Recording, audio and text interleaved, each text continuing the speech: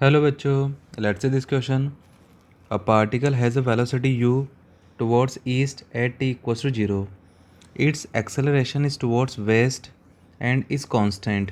Let xa and xb be the magnitude of displacement in the first 10 seconds and the next 10 seconds. Then we have to find the relation between the xa and xb. Options are given here. तो यहाँ अगर हम लोग बात करें तो information क्या है, यहाँ पे आपको एक्स और एक्स पी में रिलेशन निकालना। तो यहाँ पे जो इन्फॉर्मेशन है ना, information is insufficient to decide the relation of X A and X B. Because जैसे अगर मान लो लेट सपोज अगर आपको है ना यू का वैल्यू दे रखा है, लेट सपोज आपको यू का वैल्यू दे रखा है 10 मीटर पर सेकेंड, ठीक है, और एक्सेलरेशन कितना है, लेट सपोज एक्सेलरेशन इसका 2 मीटर पर सेकेंड स्क्वायर है और ये वेस्ट की तरफ है।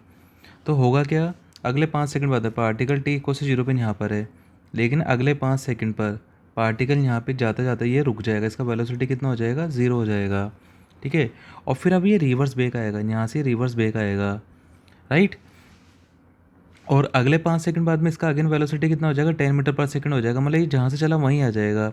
तो इस वाले केस में इसका जो डिस्प्लेसमेंट आएगा, ठीक है, तो इसका यहाँ पर डिस्प्लेसमेंट कितना आ जाएगा, इसका डिस्प्लेसमेंट आ जाएगा 0, ठीक है। ये पहले 10 सेकंड की बात हो गई।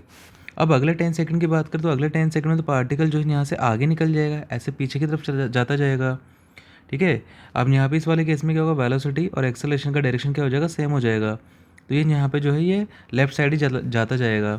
तो अब अगले केस में यहाँ पे ना डिस्प्लेसमेंट 0 नहीं होगा, मतलब इस वाली सिचुएशन में तो फर्स्ट वाली सिचुएशन में तो जो है यहाँ पे डिस्प्लेसमेंट 0 होगा, लेकिन बाद वाली सिचुएशन की बात करें, ठीक है, तो वहाँ पर डिस्प्लेसमेंट जो होगा उसे हम लोग वैसे कैलकुलेट भी कर सकते हैं, क्योंकि हम लोग इक्वेशन लगा सकते हैं वहाँ पे S is equal to U T plus half of A T square.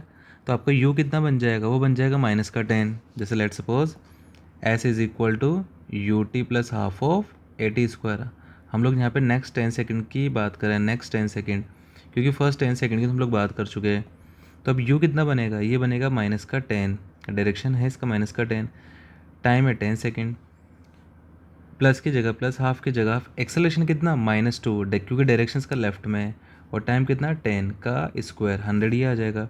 तो -100 तो ये हो जाएगा और ये -100 ही हो जाएगा। तो इसका डिस्प्लेसमेंट आएगा माइनस का 200 मीटर, ठीक है। तो ये डिस्प्लेसमेंट है इसका माइनस का 200 मीटर। तो पहला जो डिस्प्लेसमेंट है ये तो 0 है, दूसरा डिस्प्लेसमेंट है ये है माइनस का 200, ठीक है।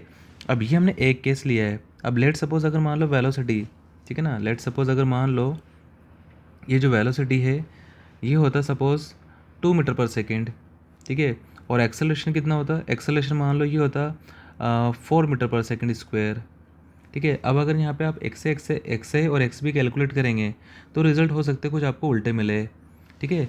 तो यहाँ पे हम लोग ऐसा ही बोलेंगे जब तक आपको यू और ए की इन्फॉर्मेशन नहीं है, ठीक है, क्योंकि अगर मान लो लेट सपोज अगर वी अगर काफ़ी ज़्यादा हुआ, मतलब वेलोसिटी इनिशियल वेलोसिटी काफ़ी ज़्यादा हुआ, तो ये अलोंग द हॉरिजॉन्टल डायरेक्शन मतलब राइट साइड ही डायरेक्शन मतलब मोशन करता रहेगा, ठीक है। लेकिन अगर उसका मैग्नीट्यूड कम हो, एक्सेलरेशन ज़्यादा हुआ, तो उस केस में क्या होगा, वो तुरंत रिवर्स बैक भी हो सकता है, ठीक है। तो वो डिपेंड करेगा आपको यू और एक्सेलरेशन क्या मिला है। तो it depends on value of U and A, ठीक है, टू डिसाइड द रिलेशन